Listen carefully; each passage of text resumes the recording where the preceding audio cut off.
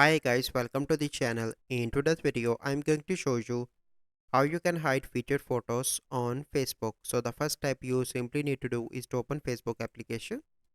Click on your profile picture on the top right. From here you need to click on your name. Scroll down and here you can see your feature collection. Click on three dots.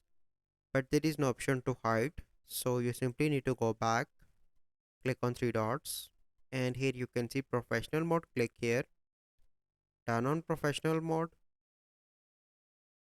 Wait for a few seconds and now professional mode is set up. Then you need to scroll down and here you can see that featured option is now hide.